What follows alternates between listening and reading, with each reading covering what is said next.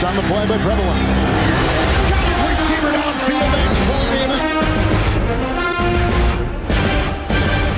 If he has good technique, he will be elite. If his technique becomes great, not just good, then he's a Hall of Famer. Going down again. It's Quinnen Williams.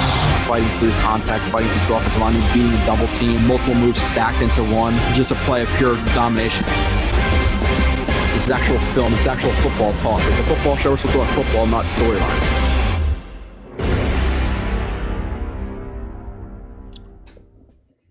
And you are watching another edition of Blewett Blitz. The end, well, we're not doing an end of the season recap, Kyle. We're going to recap the Jets-Bills game a little bit. I'm going to tie in some topics kind of pertaining to the offseason throughout our review. And then we're going to jump back to our every other week stream. We have some superlatives to go over. We have some stat revisits to hit. You know, Denzel Mims getting 11 touchdowns. We'll talk about that. We'll talk about Rookie of the Year, disappointing players of the year, all that stuff coming up. But first, we have to close out the season talking about the last game of the season. What's up, John, Eagle, Nick Noyce? Noyce, that's how I'm saying it. What's up? Kyle, what's up, man? It feels like it's been a little bit. Well, it's only been 2 weeks. But yeah, I guess it does feel like a little bit because there were some weeks where, you know, sometimes, you know, I was going on every week for a little bit. I don't know, but things are okay. I mean, the Jets locked up the 4th pick. Man, if we had beaten Jacksonville, we'd have the 1st overall pick. Right? If we lost to if Trevor Lawrence could just get it in the fucking end zone, whether he's running or, you know, I don't know, whatever. If he wasn't afraid of a flat-footed Brandon Eccles, you mean? Yeah, right. He could have definitely. I mean, he's kind of skinny as hell, but dude, you're 6'6". You can fucking lunge over the damn goal line, man. Yeah, push him a couple of yards closer instead of running out of like the 6 or 5 yard line, whatever it was. So, but I'm happy the season's over, man, because the injuries really started to pile up at the end, particularly on the offensive side of the ball. And man, you know, especially all the offensive linemen going down and the receivers going down, and if your guys can't get open, you know, Zach's going to hold on to the ball and try to make things happen. He did it many times in the Bills game. And yeah. I don't want to see him get hurt. So I'm happy that the season's finally over. But as you know, there is no off season in football, Joe, because, you know, now it's always gearing up for the draft. And I am quite excited to watch players this year. I'm happy that I don't have to watch quarterbacks this off season. So am I. And I want you to continue after this. How many years have you been watching quarterbacks, offensive and defensive systems? Like, I'm so happy I don't have to watch any of that shit anymore. So I'm glad too. Yeah. And you know, there's so many needs that this team has. They can go in so many different directions in the draft. So I am quite excited to delve into some of these guys, especially being, you know, right now so many things can change. So I'm probably going to wait maybe a good month before I really start diving into some of the guys. Yeah. But so I can like really kind of get a feel of what guys they might actually be targeting. But like, you know, particularly if they can get their hands on, you know, one of these edge rushers that we're hearing could be like a top 10 pick, top 5 pick. You know, I really like studying those types of guys. So yeah, it's going to be interesting, man. Yeah. No Che, he's saying. Brandon Alexander, what's up? Yeah, I'm excited. One, again, not to watch quarterbacks, to have our coach in place, to have the team moving in the right direction with what should be about $70 million in cap space. Not even, and people think about that $70 million in cap space, and they kind of just think about that $70 million plus the team we have now. But you got to understand that there's plenty of guys coming back from injury too, which is going to be exciting. They're just basically free additions because we're already paying them. That's exciting. And then, you know, obviously there is no offseason.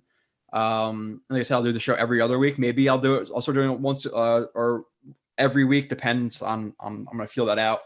But with that being said, I still do film shows. So that's something that's going to take my time. First film show is going to be ABT. After that's probably going to be Elijah Moore. I would assume he's going to win the vote. Maybe do the Michael Carters, maybe do Bryce Hall. So I'm going to do some of those guys. When free agency comes, I'm going to hit that hard once we start signing guys. And then the draft, I'm going to look into some guys. I don't know if I'm going to do full. I think instead of doing full-blown reviews, Kyle, you know how it is, watching 12 games of a guy, I might watch 2 or 3 of some of the top guys and give That's like what a I was little, thinking. Yeah, a little recap, a 20, 30 play review instead of a full blown 100 play review. And then I'm doing a 100 play review on Evan Neal. He doesn't get drafted. Nobody gives a shit. So I think I'm going to look into those guys a little bit. I would say the top 3 guys, which we'll talk about in a little bit, I'm interested in looking at. And I've started to look at least a little bit. Evan Neal, Karlaftis, Kyle Hamilton are probably my 3 guys I'm really looking for. Unless Jets perfect situation, let's say Evan Neal goes to one of the top 3 teams, and then you have a team who trades up for a quarterback, and then one of the edge rushers falls. You never really know what can happen. So really interested in looking at those guys and seeing. Honest question. When's the last time a quarterback didn't go top 3 in a draft? That's the Haskins Daniel Jones draft, right? Was it? Oh, I'm honestly asking. I don't know. Or was that Murray's year? I forget. That was Murray's year. Murray went first. Okay, so Murray went first. Past that, Jesus. We like Trubisky went 2 in 2017. Yeah. So 18, it's been 18 was Darnold. 19. 2016 was Goff and Wentz back to back. First 2 picks.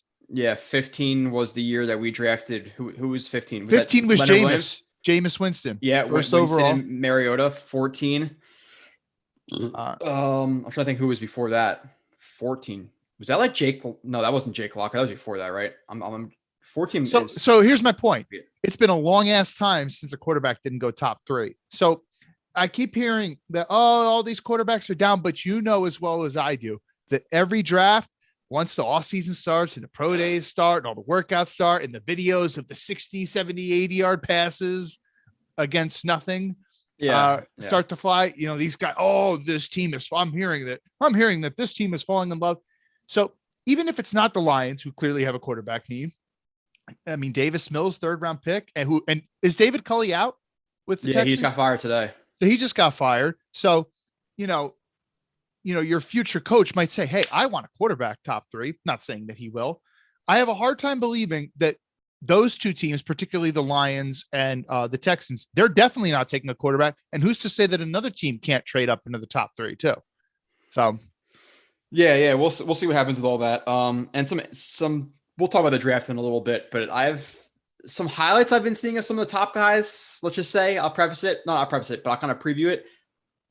They look like highlights, but to me, I don't know if they're NFL highlights in terms of some of the technique that these guys are taking. So I could definitely say that when we watched Elijah Moore's film last year, I did not like Matt Corral from Mississippi. When I did both those reviews of Corral and the the North Carolina quarterbacks, Howell. Yeah, Sam Howell. I was watching, and I remember in both those reviews, I said, I don't really love these guys as top quarterbacks. Like, they were being hyped up to be top 10, top 5 guys. I was like, I don't see it with either one of these guys. I think I like North Carolina kid a little bit more than Corral.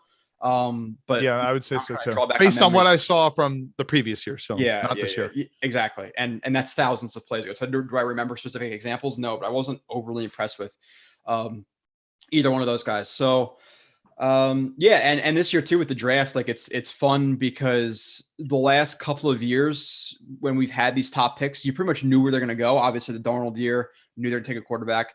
This year it's Zach Wilson. We knew they were taking Zach Wilson pretty much in what draft is in April. We pretty much knew it in March they were going to take Zach Wilson. For a while it was. I think by his pro day we pretty much knew. Just think about how Daniel Jones was talking about it, on live coverage of it, and Daniel Jones is talking about Joe Douglas, who he's personally friends with, and talking about there was all the pictures of Joe Douglas staring at him, and it's we know where he's going.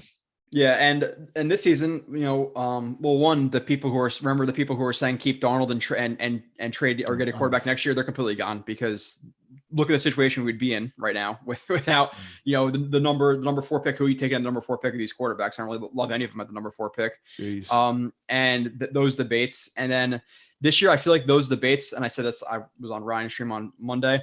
This debate this year, the debate that's going to annoy the shit out of me, and the debate that is already annoying me, is Kyle Hamilton at 4. That's going to be the debate of the offseason for the Jets. But we have so much time. You seem to be the one pushing it the strongest, which I'm very surprised at, honestly. Dude, again, and I have to watch him. If he's generational, if people are saying that him individually, he's the best player in the draft. There are people out there saying that. It's him, maybe Thibodeau, you can argue, but if he's the best player in the draft, safety is important enough for me. If he's the best player in the draft, take him at 4. I'm okay with that. But I want to watch myself. Is safety not valuable? Like, what system is safety not valuable enough where he's generation or not going to take him? Are you going to take that A+ prospect, or are you going to reach for, not necessarily reach, but an Evan Neal who might be a B+, and A-. listen, so Eagle Fang has been saying this a lot in the chat, and he's been saying this for several chats now, and I agree with you, Eagle. Joe Douglas, time is starting to run out for him. So especially with the whole Becton shit going on right now. This year there's a little bit of pressure and passing on Wirfs, and how bad Mims looked this year. And I know that we've been saying a lot like, hey, listen, the 2020 draft class is not as bad as somebody like Connor Hughes is making it out to be, but it's not looking as great as it once did. So his time is starting to run out. So I understand part of the argument. Like, okay, if Kyle Hamilton is that good, but let's say safety is not as valuable as edge, there is something to taking this safe player, right?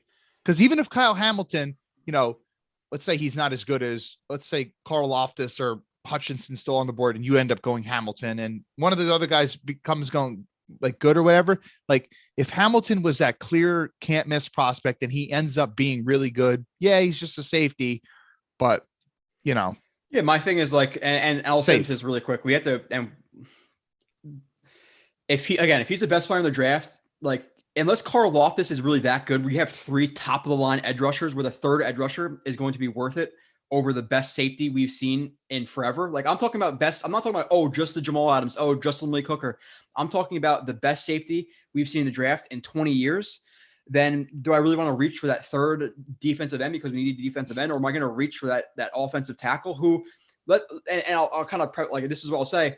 Watching Evan Neal's highlights, I'm not, and I want to watch his film. Evan Neal does not look like a slam dunk pick at number 4 for me.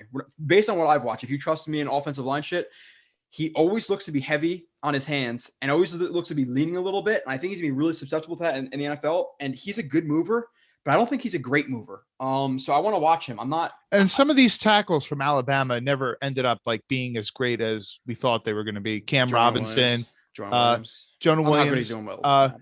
But I was also referring to Cyrus Kwanjo, who was the early second round pick for the Bills a while back.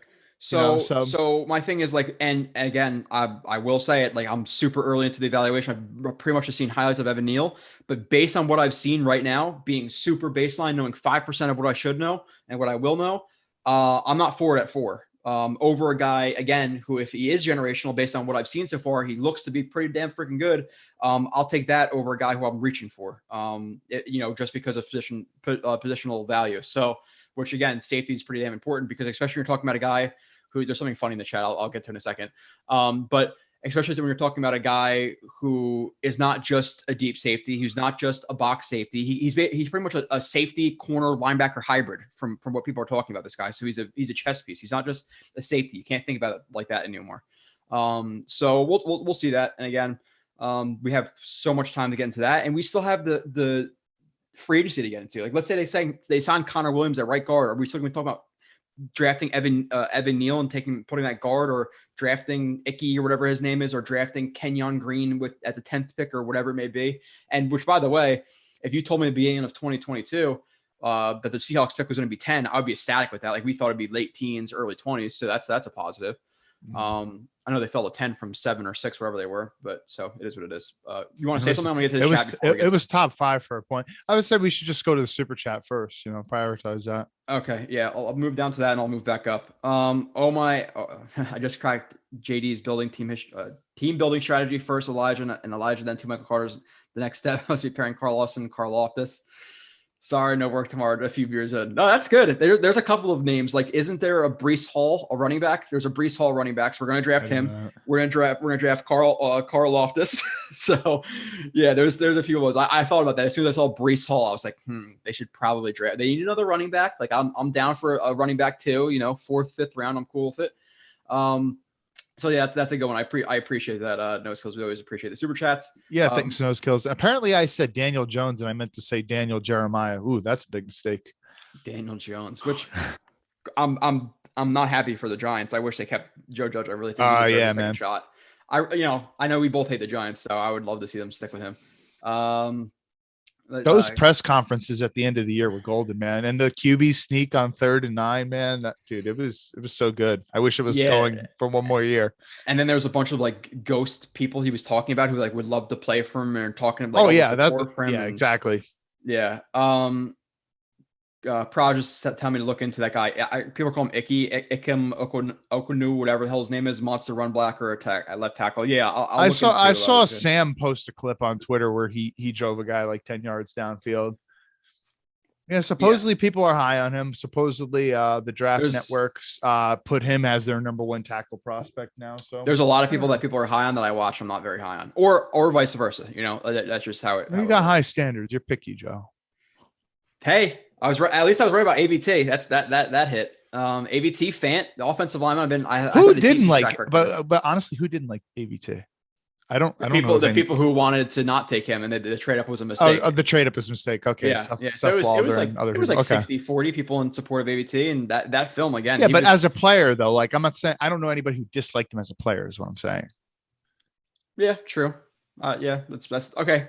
I'll take my stand on the George Fant thing. Everyone wants George Fant back now. That's what I'm going for. Georgia, I would be interested in offseason. He's got to be back. There's no way you can't give him that 3rd year of his deal. If they cut him, that would be an utter tragedy. He's worth the money he's getting paid. Yeah. Georgia said I would be interested in offseason if you did a few high prospects before the draft, maybe doing a review with Marcus Coleman on Sauce Gardner, who's going to be. Yeah. I'll have him on. I know I'm going to have him on for a live stream just in general, just to bullshit and talk with you guys. And then we'll do some film reviews of usually receivers, corners, safeties. I do them with Marcus Coleman. And I'll do a couple of guys. Again, I just can't pour hours and hours into guys. So maybe I'll pour hours and hours into 5 or 6 guys, you know? That'll happen before the draft. But for now, again, watch out for the rookie reviews.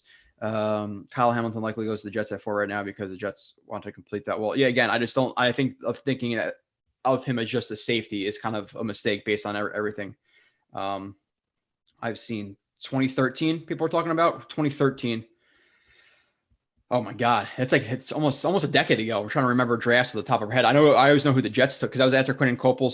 So 13 was 13 was Gino. The 13 was D Milliner at 9. Sheldon Richardson at 13. That was the one I went to, which by the way, I went to as well. We didn't know each other then. And I've told my story about me at the draft. I forget your story at the draft. What's a quick recap? Who was that garbage linebacker that we had a couple years ago? I know what you're saying. He was a 1st round pick.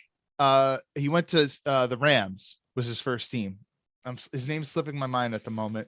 1st round pick and went to the Rams a couple of years. Anyway, someone can look it up. He went Mark Barron's popping in my head, but he was no. And Mark Barron didn't even go to the Rams at first. I don't think he went to the Bucks at first. Yeah. Okay. Bucks, anyway. So the story is there was this nice lady sitting next to me, and this is 10 years ago, so I was a little bit more ignorant than I am nowadays. Ogletree. There you go. Okay. So, me, my buddy, my brother, and his buddy were all talking. My brother's buddy's a Cowboys fan. My brother's a Bills fan, and we're all anxious to see who our teams are drafting. This nice old lady sitting next to me, and she says, "Hey, where do you guys think Ogletree is going to go?" And I had heard some reports that he had some character issues. And I was like, honestly, tonight's just the 1st round. I don't think he's going to get drafted tonight because I think he's got some character issues. This was her grandson. She was at the draft to see her grandson get drafted. And then sure enough, he did get drafted in the 1st round. So I looked like an idiot. He came to the Jets many years later and sucked. Yeah, that I was at that draft too. And the only thing I remember was, 2 things. One, I remember EJ Manuel's uncle was sitting in front of me. And when he got drafted, he was like a linebacker. The guy had to be like 270 pounds. And I reached my arm over the table, like the chair like this to give him a high five. And my arm was already extended and he slapped my arm. And I thought I broke my elbow. Like I thought I hyperextended it. Jeez. And then after that, and before that, I hate the process of you had to go the day before to get your ticket, to wait in line for a ticket, to wait in line the next day to get in. Yeah. And let's just say I was not very experienced in that process. So I had a big gulp filled with soda and SoCo in it, and I had to drink an entire big gulp, and you couldn't get out of the line. If you got out of the line, you lose your spot. Like you're fucked.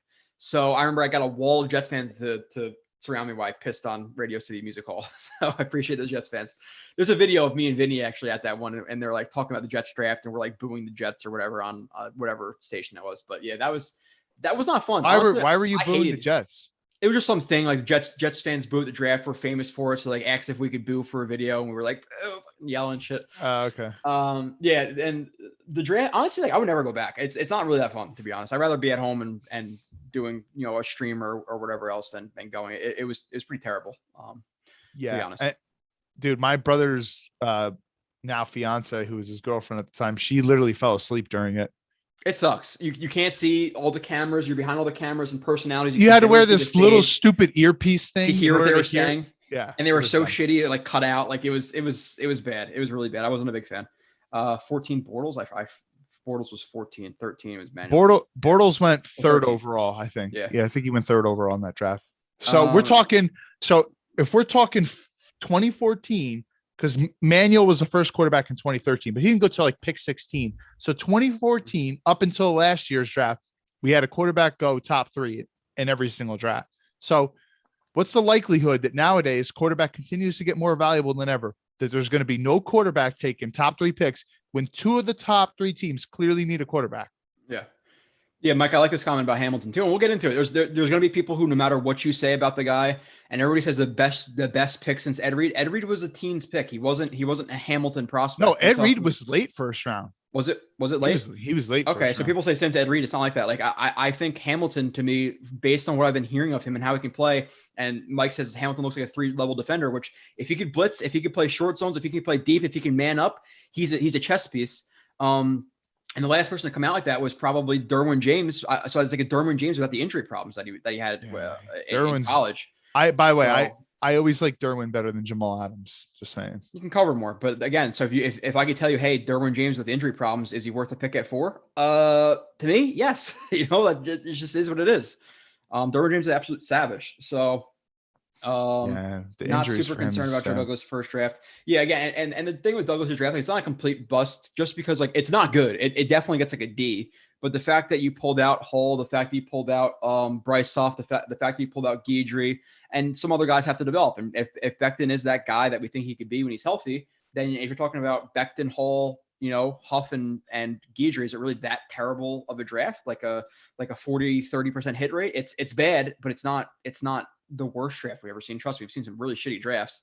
But it's kind of what have you done for me, you know, lately. So let's see. And the fact that I think people kind of lean into it a little bit too much with Joe Douglas' drafts in the past. Oh, that it was, you know, the Adam Gase draft, but that has some type of effect on it, you know. Maybe not as much as people like to make it be, but it's still something. 8+ wins. Yeah, I think they're on a hook to at least get, you know, 7-8 wins next year. If they're not doubling their wins, there's a problem. I know their schedule looks to be a little bit more tough next year, just based on who they're playing. Which, by the way, I will be going to Green Bay. I'm figuring that out because I need to get there. I might want to go with you. Okay, I'm going with my wife's dad, her 2 brothers. I think Vinny's gonna go. I'll tell you, but if there's no Aaron Rodgers, I might say no to that. It's more about the stadium than Aaron Rodgers for me. I want to see the stadium. I wanted to walk through the stadium the day before or whatever. So, if we draft Hamilton, what's JD going to do in 4 years? When he has to pay him, he's going to pay him. Hopefully, assuming Kyle Hamilton is not Jamal Adams. Dude, I mean, dude, you know? if Kyle Hamilton is like, you know, Ed Reed or whatever, then you have no problem paying him. Yes, Ben Collins says, yeah, sure, I saw the same thing watching Neil. Again, there are highlight tapes in college, and there are highlight tapes that through experience, I'm not trying to be a dick or whatever, but like through experience, you notice he's really heavy on his hands. Guys in the NFL are going to notice that, and they're going to sidestep him. They're going to swipe the hands. He's going to fall on his face. And I think he got beat pretty bad in the national championship game, at least once like that. And I'm just not, and I get super early into it, I'm not as high as some other people are on him right now, super early. If Hamilton can be used like defense playmaker, then I'm on. Yeah, again, if he's not just a safety, but that's the point. I got to watch and see. If somebody asks, and by the way, I'm going to jump off at like 7:40, 7:45 today, people. I know some of you, not all of you, watch Green Bean as well. Jump on that stream from 8 to 9. So I got to do some stuff before I do that, just at FYI. So we'll do the game, there's not a lot to recap anyway. So we'll hit the chat a lot too. But Braden asks, if Thibodeau, Hutchinson, and Hamilton are gone, does that mean we should trade down at 4? To me, unless Neal impresses me more throughout his tape of 60 plays a game instead of just the 5 or 6 I've seen in highlights, then I would take Neal. If not, then I would probably trade down because I don't think. And again, it's really I have to watch Neal, I have to watch Karlaftis, and I have to watch that other tackle, Icky or whatever his name is. But if those 3 guys aren't up to snuff in the 4th pick, and the 4th pick, you have to be like, excuse my French, but fucking good. Like you can't just be like, oh, the next best guy at this position. Then yeah, I would. You can't force a trade down. Every year we have like a top 5-ish pick, and there's always a big portion of the fan base that is trying to force a trade down. And that's part of the reason so many of these guys were pro Darnold last year. Oh, well, the more you get more shots at the dartboard and stuff, but it's like, yeah, but you have to understand how far are you trading down. And you also have to understand that a lot of teams, they don't have 32 guys with a 1st round grade on their board. So if you trade back too far, you're risking putting yourself in a chance to miss out on the guys that you really think are the top talents. So you don't want to force that either. Like, so, you're at 4, you're still going to be able to draft someone who you think is a blue chip-ish type of prospect. That's exactly what I was going to say. If you feel that past those 3 guys, that Neal or one of those guys is blue chip, then you take the blue chip player. Because I think there might only be 3 or 4 in the draft. But if they're not feeling that they're a blue chip player, and you can get a similar type player a couple of picks later, let's say it's from Neal to Icky or to Kenyon Green or to whoever it is at pick 8 or 9, then yeah, trade down a couple of spots. I'm cool with that. I'm also in the camp of, which we'll get to later down the road, but like the whole receiver thing. I think receiver is more of a secondary need for the draft. It's a need, but there's no Jamar Chase in this draft. And a lot of people are feeling the need to take, Wilson or Olave or Burks at 10. And then the argument is, oh, well, you need a receiver that high. And there's receivers who are not that good later in the draft. Like, dude, every year or the last 3-4 years, there's receivers who are coming out in the second round killing the game. So, or late 1st round. Look at Justin Jefferson. Round, he was early like 22, 2nd, wasn't 3rd he? round. Yeah, there's plenty of good guys in the second round, at least in the draft that I can see right now. Obviously, they see how the board falls, etc. But like to say, oh, we need a receiver, like receiver's a premium position. You want to take in the top 10 right now? I would say this, like if the Jets could trade back from 10. Now I haven't studied the receivers yet.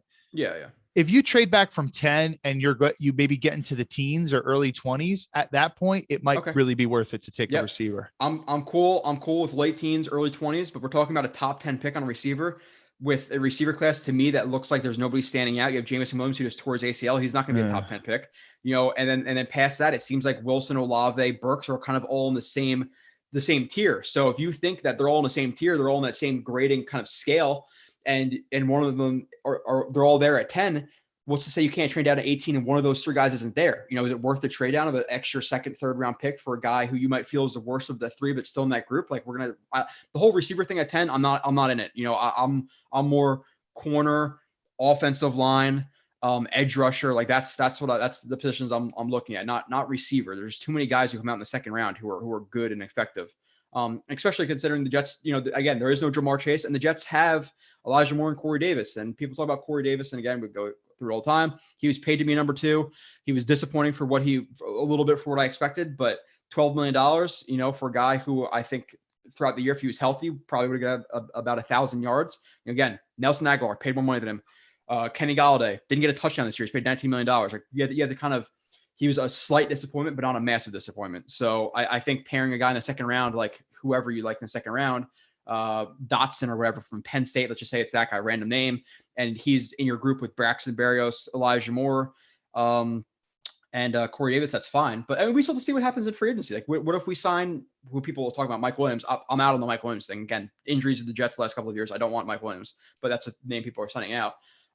Then we're not really talking about a receiver at 10, which is why we don't necessarily jump into the draft stuff very early. We kind of talk about it. I also really wouldn't want to touch Gallup either. With the injuries, we don't want injured guys, and even Robinson at this point, like we have to watch and see, like, was he dogging it, which is a problem in itself? Is he losing his steps? Like the receiver market, we'll figure it out. I don't think Devontae Adams coming here. It's something to talk about. And Godwin, he's another ACL guy. I'd be higher on him than I would on all some the of targets. Other guys, like we're talking about Godwin. Gallup is like a secondary signing. Jameson Williams, all are injured, so like it changes the market a little bit. And some people might be listening to this and say, oh, well, now you can get them at a discount price, but it's like, again, you're Joe Douglas. This is your prove it year. You don't want to take big risks like that. I would. if I were him. Then I think the Jets just, at least Douglas said that they came out on number one in money on IR again this year, 2 years in a row. Like we despite having the new medical staff and different coaching staff too. So Swolsey says, so Hamilton is basically supposed to be the DB version of Isaiah Simmons. If that's the case, then I'm down for that. Yeah. And DB version of Isaiah Simmons, who's even better than that, is Derwin James when he's healthy, so just think of Derwin James. No way. Let's just draft two top 10 talents. Are you interested in potentially taking a linebacker in the top 10? If I gotta watch what's of course it's like really predicated upon how good the player is, but just based on Mosley, and they still are locked into him for a year. Clearly, I mean, this is something you've been talking about. It is a massive need for us. I think individually on the team, not considering quarterback and how much I want to kind of lean towards helping the offense because of Zach Wilson, I think linebacker is probably the third biggest need on the team right now. So if there's a guy worthy of the top 10 pick, I wouldn't hate it. I would prefer some other positions, but if Dean or I forget the other guy's name, are really that good, then yeah, I'll be interested. But yeah, tight end, safety, linebacker are the three biggest needs. Again, minusing the fact that Zach Wilson's here and I'd rather take a guard, whatever, for a linebacker, but is what it is. Question for you. I wrote down a couple names on my phone the other day of prospects that I'm going to start to watch. Who do you think? Rattle off 5 names really quick. Who do you think 5 guys well, 5 guys you think I should watch first? Neal, Hamilton, Icky. Past that, I'd probably say Karlaftis, because just people talking about him as a 4th pick potentially. Those are definitely 4 I would want you to watch because I trust you, and I want to know your opinion on those guys. Past that, I'm trying to think of a 5th guy who might sneak up there. I don't really know if I can't really think of a fifth guy who I would prefer. Maybe Dean or one of the linebackers, or Booth or Stingley or Sauce Gardner. I after watching a lot of your corner stuff for years, I finally am more confident in my ability to assess that. For a while, I wasn't really too confident in my ability, but I feel like I'm getting better. I'm definitely going to watch Stingley. Well, I'm interested. You didn't say Hutchinson or Thibodeau, because not only could potentially, I don't see Thibodeau falling. I doubt either of them will fall to 4, but there is always a chance the Jets could trade up for one of them too. Okay, so give me Thibodeau, Hamilton, Icky, Neal, and Karlaftis. All right. And I think those are the 5 most reasonable picks right now for the Jets at 4. Like that's the range I think they're gonna be in. But I like. And you have to send me a list of guys you're watching too, so I can. That's probably who I'm watching. So like I don't know. Mike Holiday, I like Chandler Jones in free agency. What do you guys think? Off the top of my head, a lot of money, a guy who you're probably going to assume is going to be a little bit less effective when the Jets are making their run. So I'd rather spend money on a younger guy, to be honest. That's just me off the top of my head. And he did come off a major injury 2 years ago. So, I mean, like, he's played a shit ton of snaps this year. I know that. He's a really good player. It's just, dude, I mean, Jason Taylor at one point in time was a really good player, and we signed him. And how good was he really for us when we signed? And by the way, I think that Chandler Jones has a lot more juice left in the tank than Jason Taylor did at the time that we signed him. I'm just saying, like, you kind of have to be careful with, making the big splash on a name like that. Would I love the name? Yes. But considering the capital you're going to pour into him, plus the expected future value of him when they're actually making a run, I'm not 100% sure on that one, By the way, Blewett really likes the player, as do I. I remember when, who is it? Boomer Esiason years ago was saying, I'm hearing that the Jets are going to trade a 1st-round pick for Chandler Jones. And I remember Joe Blewett saying, hey, listen, I'd do it. This is a couple of years ago, just to be clear. He's a savage. Chandler Jones is probably one of the most underrated edge rushers of the last couple of decades. Like, he's really good. He's really long. He's crafty. He'll do some of these ghost fake spin moves and stuff. I mean, you want to talk about pass rushers that have like a wide arsenal of moves. He's that guy. And then he's just got like freakish talent. Has the speed, has the bend, has the power, has the technique, has the length. He has all those 5 things you really want. Matt Loviano says, I'm not taking Neal, even if he is generational, then you're either paying a backup tackle $10 million or you're drafting a backup tackle for overall. I kind of differ in that opinion, because I think if they are drafting Neal, they're going to play him at right guard and they see where their tackles go in the future. And then he either moves to tackle or we stick him at guard. If you have a generational guard again at 4, if he is Quentin Nelson level player, then I'll Quentin Nelson. How many 6'7" guards do you know of? Not a lot, but apparently he can play tackle. That's what I want to see. There's not a lot of 6'7" tackles. I don't think if you draft Evan Neal at 4, he's playing guard. I don't see it. People are saying he could, so I got to watch. I'm not saying he couldn't. I'm just saying I don't think that's a bad business model. Kyle Hamilton. That's why I'm on the Kyle Hamilton train right now. Like, it just is what it is. Does anybody have any intel on fullbacks might be available in later stages of draft? Although I did read a good review of Baldwin, I think from Nyan. Yeah, that's down the line. Like, people were talking about Ben Mason last year, but we are still in the first round, second round, third round guys. We're not talking about fullbacks yet. Joe, might be a dumb question, but are the Jets edge rushers all using a similar rush move? Most D-line coaches try to teach one or two, might help. I don't think they're relying on just one thing. I didn't see that in the chat. Where is that? It's way. I'm at like 619. Okay. Moving on. That's the draft. Oh yeah, okay. We're still talking about the Geno stuff. Derwin James is a stud. Yes. OJ Howard in free agency. I'll be okay with it, but then you still have for me, free agency. You have to get a really cheap deal for me to even want to touch him. That's the thing. Like, they need to address tight end twice to me. So it either has to be through a high value draft pick, high value free agent, or a combination of a mid-tier free agent, low-tier free agent, and a relatively high draft pick. Like, I think they need to address it big time, tight end. So I'm not gonna draft or sign OJ Howard and be okay with picking a guy in the 4th or 5th round. Like, they sign OJ Howard, they need Isaiah Likely or Trey McBride or Weidemeyer, whatever his name is, in like the 2nd round. Like, they can't skip out on tight end this year. So let's see. I'm trying to exactly Joe Derwin level which, and again, people are talking like, oh, Derwin has more explosive, whatever. Like, they're gonna be different, but I'm talking about level of impact. Live stream that. I'm not sure what you're talking about, John, but I'll live stream a lot of stuff. Let's talk about the draft. The draft, I loved the first round. I definitely liked to watch it by myself. 2nd, 3rd round, okay, maybe we could talk, but the first round is definitely a me day. I like all you guys, but the first round's too stressful for me to be talking to you guys and looking at the chat and stuff like that. I can't. You're watching me watch TV. That's pretty much what's in the big. Maybe round two. Yeah. Moving on. Brandon says crew. Hamilton, Dean, Egnabar, McBride. That would be sweet. We should probably draw down from 4, not 10. I think 10 might be better. Yeah, I guess we'll see it. Moving on. Scary Terry and 11 for 4. Oh, I'll do that in a second. You're talking about Terry McLaurin and an 11th overall pick for 4. I would do that. Terry McLaurin's one of the best young receivers in the NFL. I would 100% do that. Unless Hutchinson's, unless we're talking about like Hutchinson or Thibodeau falls, I would see that draft. But, all right. Terry McLaurin and 11. Forget the personal stuff. Do you like McLaurin or do you like Calvin Ridley better? McLaurin. He doesn't have the mental stuff that's going on with. But did you just hear what I said? I said personal issues aside. Oh, okay. I didn't hear you say that.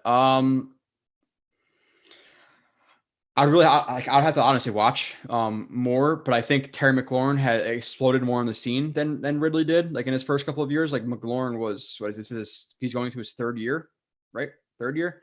In his first couple of years, right. He's posting, 1,000+ yards with absolute trash quarterbacks where versus Matt Ryan. Versus Matt Ryan, with a lot of pressure being off of Ridley because of Jones. But with that also being said, I know the other argument is when Jones went down, that's when they really exploded. So I think they're similar, but I'd rather trade it for the younger guy who's probably 24, 25. Ridley's 27. So you're getting a guy just entering the. But there's really serious talk about him moving from Washington. I don't know. Why would Washington even want to consider that? Yeah, I haven't heard anything about that. In a defensive class, it makes 0 sense to get a receiver in the 1st, 2nd, 3rd, and so on. I wouldn't say 2nd, 3rd, and so on. If there's a really good receiver sitting there in the 2nd round, he's your highest play on the board, take him. But in the 1st round at 10, I'm not on that train right now. Allen Robinson is perfect in my opinion, says Alex. Yeah, we got to see. I think you might be thinking about the Alex or the Allen Robinson of old, where Robinson was apparently pretty bad this year. So we gotta look at that. Hell yes on Nakobe Dean. Yeah, Mike Williams doesn't fit. The problem with Mike Williams is injuries again, and he's more of a vertical offense type guy, and the Jets really necessarily aren't that. You need a guy who's a little bit more well-rounded than Mike Williams, in my opinion. That plus injuries plus age, I'm not 100% sure on that one. Yeah, I never was super impressed by him. No. That game, by the way, the Chargers-Raiders game, I was rooting so goddamn hard for the tie. I didn't watch it, but they converted like 3 4th downs on their last 2 drives, the Chargers. And the whole timeout thing, like people are going crazy about that. They ran the ball regardless of the timeout. If the Raiders, if the Chargers had 2 shits worth of a run defense, they stop them. And instead of a 40-something yard field goal, it would have been like a 50-plus yarder, and they probably would have just kneeled it. But the fact that it was the Raiders' run defense in general. So I think the timeout thing is a little bit overblown, to be completely honest, watching the game in real time. And if you actually watch the still shot of when he called the timeout, there was a receiver to the right side of the formation that was wide open, like not covered. So maybe that was why. But with that being said, if they stop the run that play, the next play regardless doesn't matter, So Charles Cross, the tackle, interest in Sauce Gardner. Yeah, definitely interest. That's one of the 10 picks that we're looking at, like the number 10 picks. It's for those, again, you have like, I forget the 4th edge rusher's name, but you have like maybe, you have Kenyon Green, you have Linderbaum, you have the other tackle, Cross, you have Dean, Lloyd, you have Sauce Gardner, you have Stingley, Booth. Like those are the guys probably thinking about it at 10. It's a T, not an F, Joe. I'm not sure what that means. Joe, yeah, have you noticed how much Ulbrich puts Ronald Blair in coverage outside linebacker? Is that a need for us? Outside linebacker? What did he ask? How much he puts Ronald Blair in coverage as an outside linebacker? Is that a need for us? I didn't see that too much, to be honest. It happens at times, but not very often. I mean, they were in this past game, they were dropping Kyle Phillips into coverage sometimes. Is it a need for us outside linebacker? Hell yeah. It's again, it's probably I'm saying linebacker, but really technically like outside linebacker in a 4-3 is the 3rd biggest need on the team to me, minus tight end and safety. They legitimately need a starter there. So beloved piece that I watched Stingley's 2019 film. He looked great. He got beat on slants a little too much for my liking, but he looked good. So let's watch his 2020, 2021. Again, I think Stingley being healthy is probably the number 1 corner in the draft, but Stingley's not healthy. That's a problem. So you have to consider that in the top 4 pick on an injured guy, considering the Jets history. I'm not in on that either. He's not there for me. Yeah, that D Milliner experience kind of scarred me with that. Injured players in general in the top 5 is scary as hell. People talk about Rucker. David Ajobo is probably saying. The only thing I've heard of Ajobo is that he's a little bit more of a 3-4 guy than a 4-3 guy. So we'll see. Moving on. Okay, Kyle. As a guy who stands up as an edge rusher? Yeah. I think he's like more of like a 3. I'm not sure his size, but I'm assuming he's like 240 type guy, build like the Leonard Floyd's coming out than the, true DNs, the 260, 70 pound guys we're going to want for our system. So moving on from that, we'll get to the chat a little bit too. We got to recap the game at least a little bit. Zach Wilson, this game, your thoughts on him? He definitely, I can't say that he played good, but I mean, all things considered, he didn't play bad. There were some passes like he's definitely, you can tell he's been trying to intentionally protect his receivers by throwing balls low so they don't get killed. But sometimes he's throwing the ball too low at times. You're talking about the play where like they run like a hook or whatever. And I think it's like Jeff Smith and he throws it. But the only thing with that is like, again, this is where it comes into like having that timing with your receivers. And it looks like Jeff Smith is like drifting back a little bit and he kind of wanted him to come back to him. That's what it looked like to me. But yeah, there was the sack he took for the field goal wasn't good. I think he's a little bit more inaccurate this game. But again, you're playing with Dan Feeney. Like even the first pass of the game with Crowder. Okay. So I think it's the very first play of the game for the Jets on offense. And he hits Crowder. Crowder sits over the middle. If he hits Crowder just in his chest area, Crowder catches that ball, runs for another 10 yards. Instead, he puts the ball low. Crowder's got to dive to catch it. He does catch it, but it's no yak. Yeah. It happened a couple times in this game. It's not just those two. I think there might be one more example other than those two. Yeah. So he wasn't like Zach Wilson versus the Bucs level Zach Wilson. I think he was all right this game, but considering again, Feeney, McDermott, who I don't know if Udoga was injured, and I think Udoga is like a serviceable fourth tackle, but I don't know why. I think he's really bad. He's really, really bad. Udoga. He's bad, but he's not as bad as McDermott to me. So yeah, I don't know why McDermott plays. I'd rather watch Udoga than McDermott. That's okay. for sure. Okay, that's my point. Dude, So watching McDermott take a pass set, man, it's like watching like an old man like try to get out of bed, or somebody who's got a shit in their pants or something. if you man. just rush the edge and then give him one inside stab, his feet get so frozen and heavy, you're gonna have the edge every time. Like he is terrible. Yeah, and like Adoga has like better feet, but like the way he shoots his hands, like everything is so wide, like he's trying to hug somebody, but he actually doesn't hug onto them. You have that. And You have he's LDT, really weak, who didn't have a good game. You had Moses, who didn't have a great game and got injured. You have literally your number 1, 2, 3, 4 receivers down. You have your receiving core is Keelan Cole, Denzel Mims, whatever number 3 was. I think number 3. Like you had a bunch of nobodies, and you're playing the number 1 defense in the NFL. They're so well coached, man, and amazingly well coached. In a wintry mix, like 30, 40 mile per hour gust, rain, snow, whatever it was, rowdy crowd looking to secure the AFC East, and we wanted him to play how well, so like, yeah, he didn't have a great game, but he was getting like my entire review. And they had no run game. Whereas if you look at the past month plus that since he came back from his injury, every game they pretty much had a pretty effective run game. That and my entire review, it's like 52 plays, but like 30 of those plays are literally labeled Zach Wilson, no chance, Zach Wilson, no shot, Zach Wilson, no chance. Like he had like, yeah, there was maybe 3 or 4 plays he could have changed and made better. But the sacks he had, no protection, no receivers open.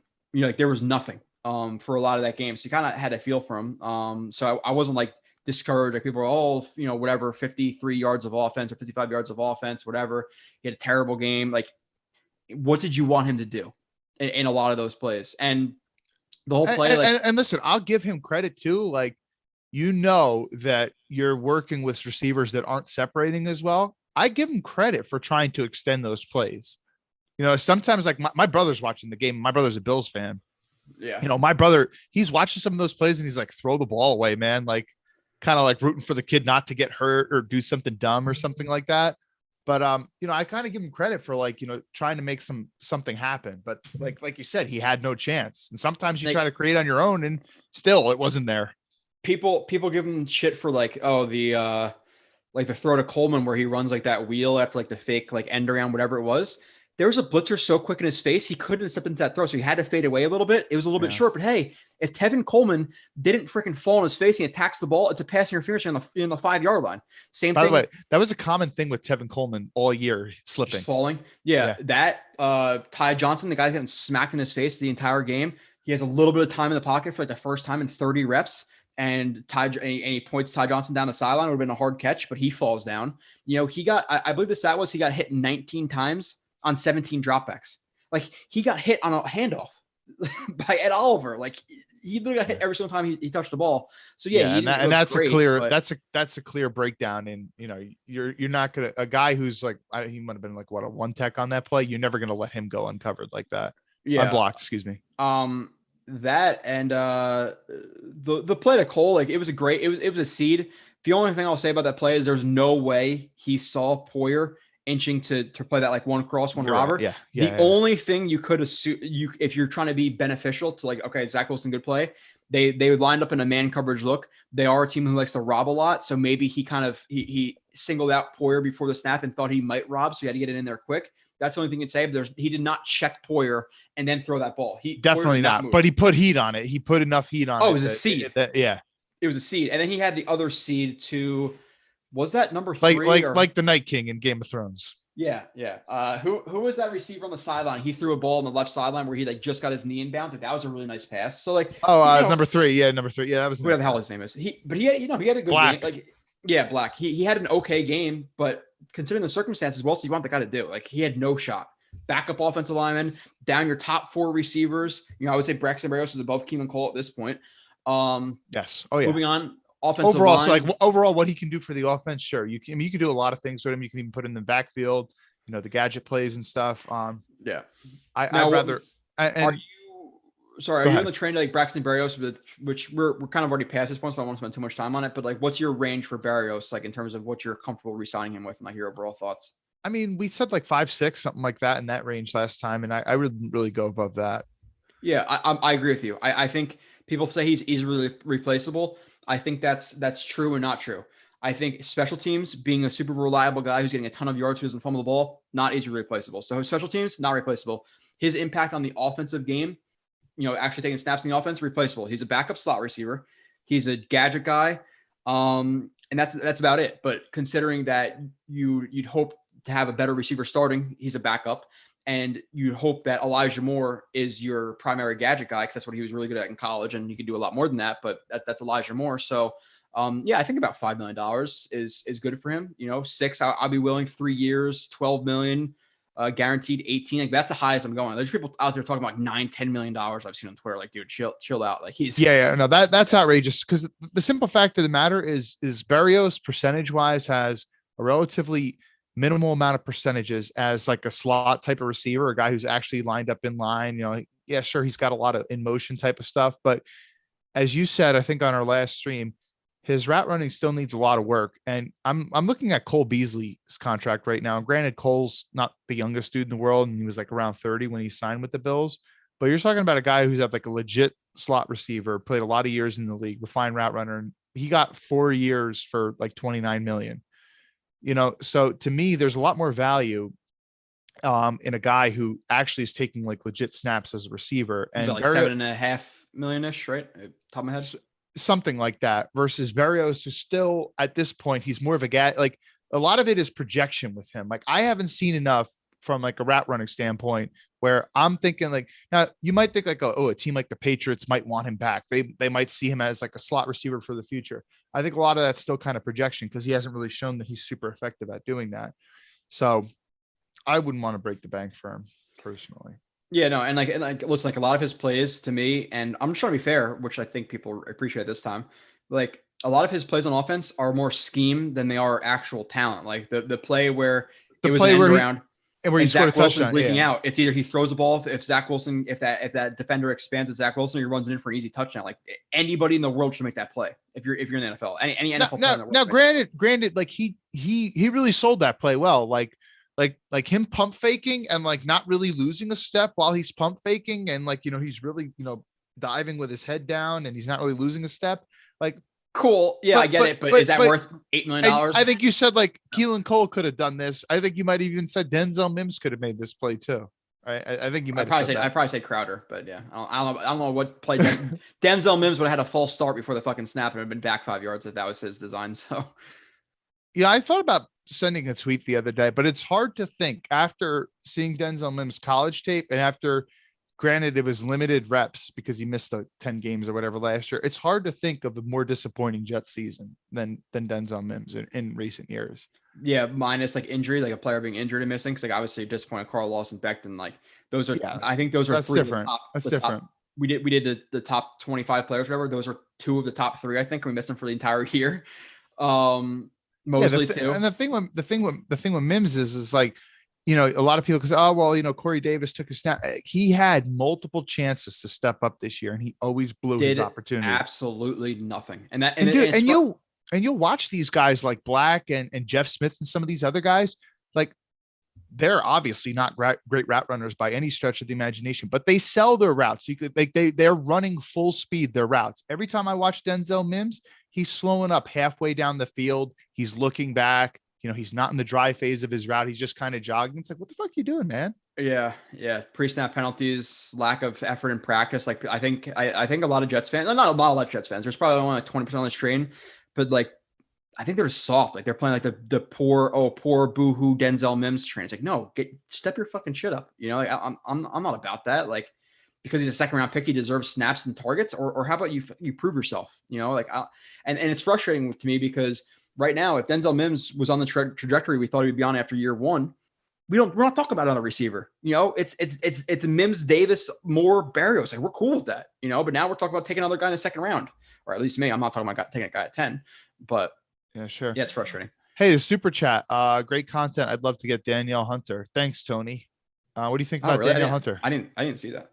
Because you're all the way behind. Yeah, but usually it still pops up. So yeah, one, I appreciate the super chat, and 2, he's what, like 26 years old, one of the 27, I think. Yeah, 27. So and I think DNs last a little bit longer than some people think they do. It's not like necessarily like, it's not a cornerback or anything like that, or a receiver, corner. Or corner. So I think he could be good for another 4 or 5 years. I know he battled some injuries this year, but still when he's playing, and this year seemed to be more of the outlier in terms of injuries, he's one of the more effective rushers in the league. Would I trade for him? Yes, obviously depending on price, but are the Vikings willing to? Like, yeah, if they're going to get rid of Cousins, if they're going to go full blown rebuild. Is he old enough to trade away probably They're not getting rid of Cousins. Your second best player on the team? It's probably Jefferson and then Hunter. I would say is probably their most valuable players. I don't think they're going to trade him, but I would be willing, like second round pick. Okay, give me Daniel Hunter. I'll take that. He's a savage. Like he's a really good rusher, so I would do it. I just don't think it's going to happen. I got a question for you. This is something that I've been wondering in my head. So I was thinking, I don't know where else you'd be wondering it. Well, it's not like something I've actually talked with someone else about that yet. So I'm trying to pick your brain in live time. All right. So, okay. Medicals. Obviously, in the pre-draft process, teams can interview players many different times. They can scout the medicals at the combine. They can invite them to their own facility and look at their medicals. They can evaluate their medicals at the pro day. So you have a lot of time to evaluate a player and where their current health standing is. But I wonder with free agency, how much do teams actually get to look at free agents and how healthy they are, if at all? Right. And that makes me wonder if, when you're spending big money in free agency, if you should be a little bit more cautious because you can't get as good of a medical eval on a player from another team. Do you know I don't know like the process. Maybe I can ask Marcus that because he probably have a better idea than I would, but you'd like to assume that making a multi-million-dollar investment in a player, you'd have all the background. So I think things happen so quick in free agency. It's like, but I feel like it's something that the team has to disclose injuries. Like they can't hide stuff. So you probably have like a doctor or doctors on staff to review their stuff because some stuff happens fast, but it still takes hours. And how long does it take to review some guy's medical? Okay. So whatever.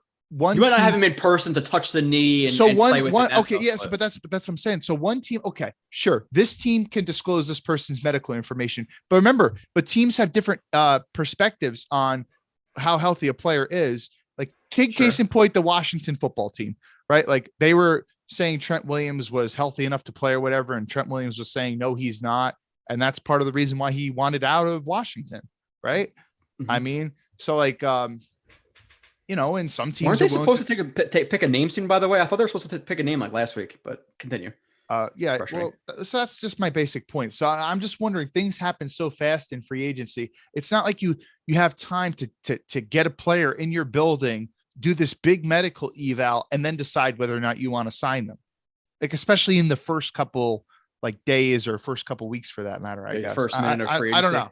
Which the Jets haven't made like a day one free agency signing a little bit, right? So it's like always day two. Carl Lawson was day one. He just happened late in the night.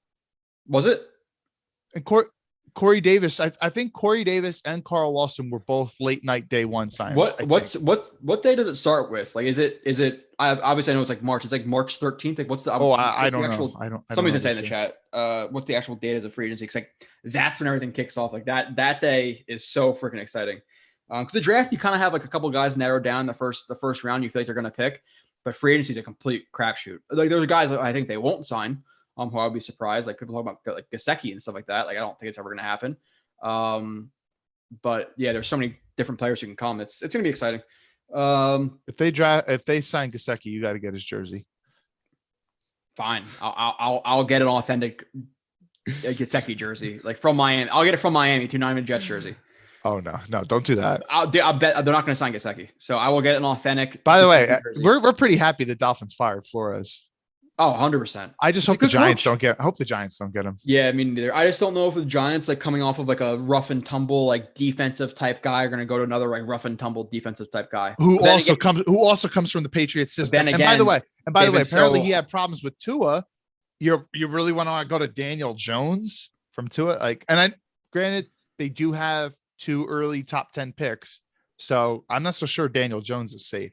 I don't know if you're on the same train with me. And I've heard, hearing a lot of people talking about like ranking their coaching jobs on Twitter and stuff.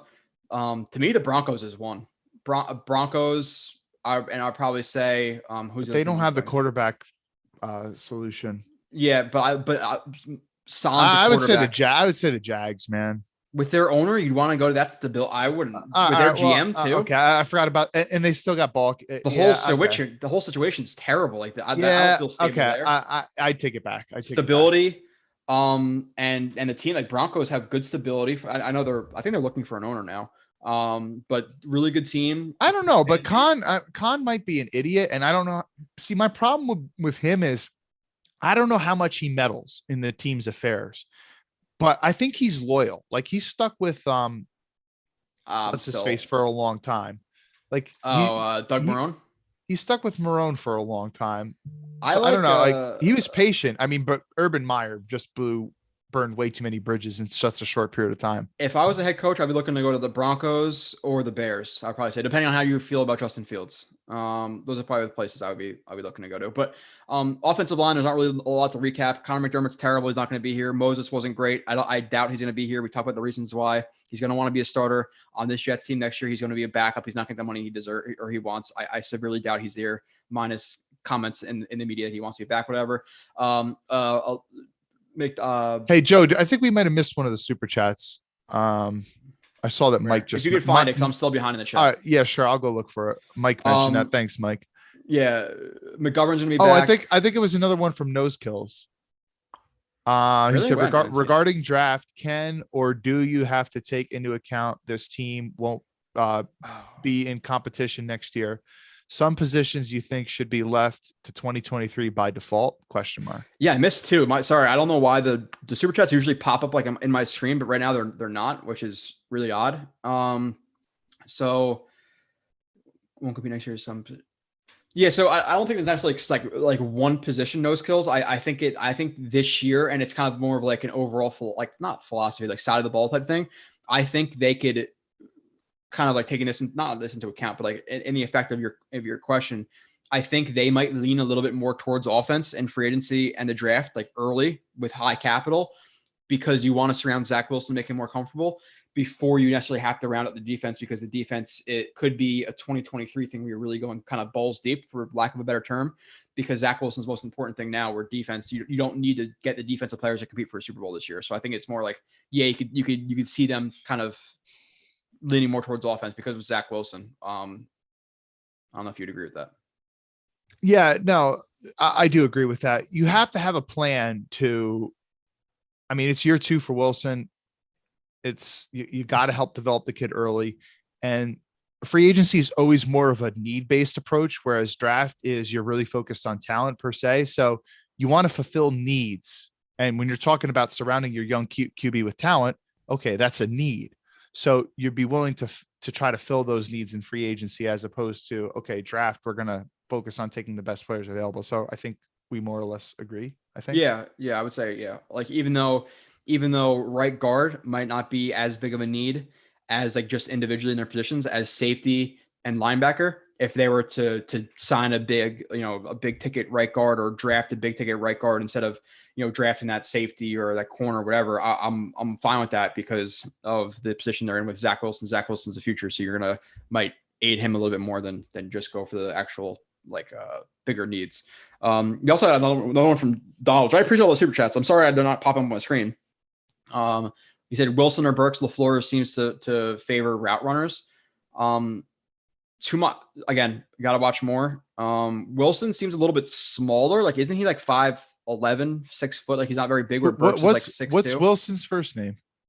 Garrett, right? I think it's Garrett, the receiver from the Ohio State. Okay. Yeah. The only thing I heard about Burks is he's a bigger guy with massive hands and is a raw but a really good athlete. That I would probably favor him a little bit more, but that's without me really watching these guys. Like I gotta really, really watch to give you an answer, especially receivers, corners, that stuff. I really, really want to watch his film. Offensive line though. McGovern's gonna be back. He was okay this year. Moses is not back. And the thing with kind of throws a wrench into it, and I was talking about this with Nania last week, is LDT. Like if they were to re-sign him, I'm not penciled. I don't have him penciled in as a starter next year if he is to be re-signed. Oh, no. I have, if they were to sign LDT, Ideally, he's a backup. You sign a big ticket right guard and he's a backup. But with LDT, if they weren't to land that big ticket backup, if they landed a guard in, let's say, the second, third round, you let them compete with LDT. Like, I'm more comfortable with like, I'm okay with that situation. But now there's some rumors about him maybe going to pursue his medical career. So if that's the case, then you need a guard, like big ticket, no matter the situations. So that'll be interesting. Moving on from that, Kyle, because we got to kind of run through this and we'll get to the chat and stuff like that because I got to go in like 34 minutes. Tight ends, Croft again. I think he's an okay number 2, solid number 3. Do you know how pissed I was when he dropped that ball early in the game? Which I'm trying to think of which one exactly. I know he dropped it was the one to the right. It was a bootleg. He was out in the flat. Zach hit him. It was an okay pass. Wasn't a great pass. Hit him right in both of his hands, and he just dropped it. That was to the left. He dropped one to the right, I think, later in the game too. But it was like 3rd and 20, and if he caught it, it would have been like, 4th and 16, so it didn't really matter. But yeah, that was frustrating. Other than that, tight ends, who cares? He catches this ball in the beginning of the game. It's a first down. Instead, it was like 3rd and long or whatever. Yeah, running backs, nothing really stood out.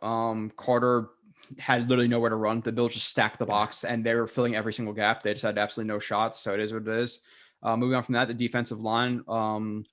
That's one thing about the Bills is they have so much depth. Like, you look at them and like, you don't think at this point, like, they're okay. They don't really have any like elite edge rushers or elite guys in the like, and I mean, I guess linebackers, they're pretty solid linebackers, but they have a lot of depth on that D line.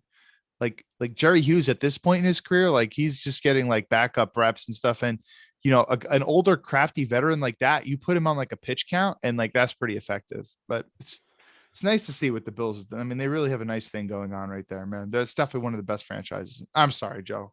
I'm taking off topic. No, it's okay. They're a really good defense, really well coached, really deep. Always seem to be really, really healthy for the most part.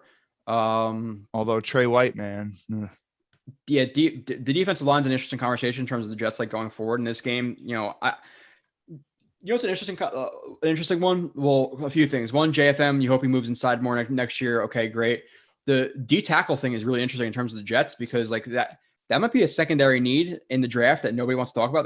The Jets might grab in round 2, 3, 4. Because listen, Rankins, is he worth $6 million next year?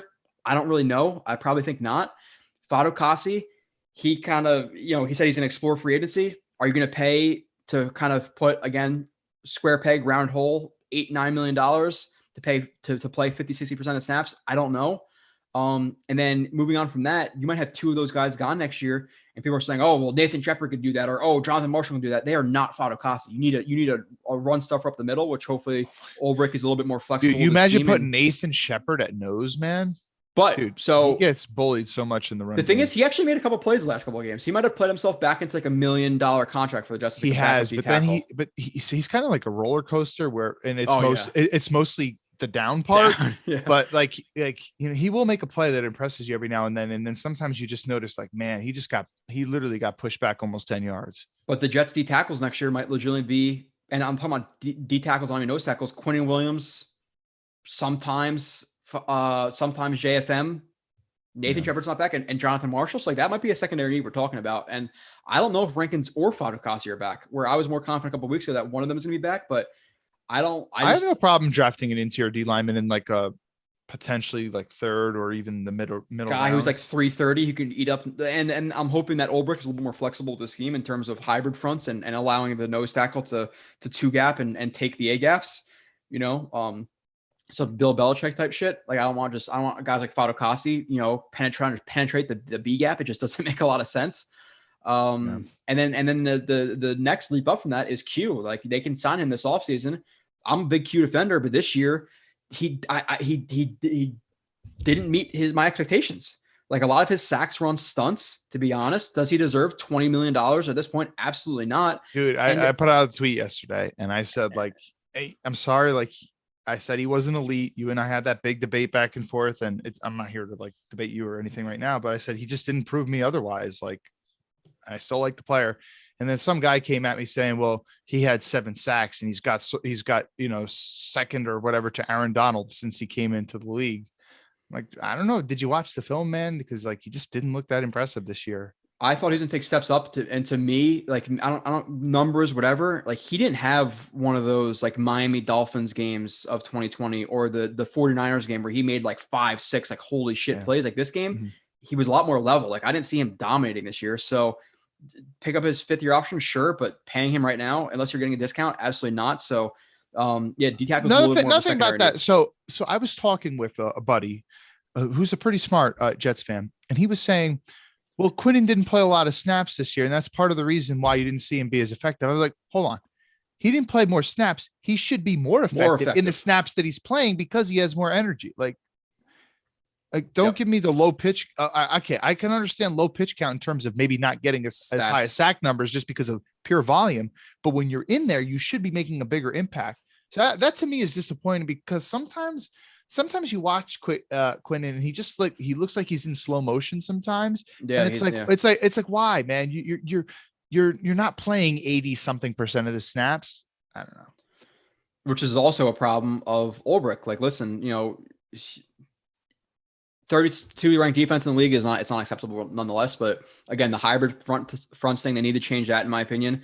And the fact that Quinnen Williams and whoever else, JFM, there's some games are playing 55, 60% of the snaps, and you're seeing, Nathan Shepard and Jonathan Marshall taking 40. Like, it doesn't make sense. Like, I get a rotation, like 75-25 type deal, 80-20, but not 60-40. Like, that's too much of a heavy rotation. Another thing is in terms of packages, like supplement guys. You don't have to take out the entire starting defensive line to put in the entire backups. Like that can't be a thing either. Like learn how to supplement guys. I like the analogy that you made about like a basketball the Nets, like you're taking out Harden, Kyrie, and Kevin Durant at the same time. No, like sub in, Patty Mills for Kyrie, and then the next, then you put Irving back in and you put in Kessler Edwards. Like you can't just take them all out at the same time. It makes no sense. Which whatever, but. Moving on, linebacker. We'll get to the chat.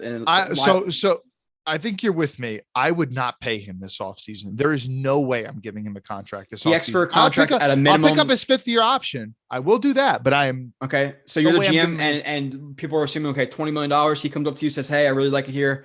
I'll take $17 million a year. You're gonna pay him?" He's not going to do that. So I'm not going to even answer that question. He and his agent are not going to do that. He knows he's the 3rd overall pick. Right. And his agent knows he was a 3rd overall pick too.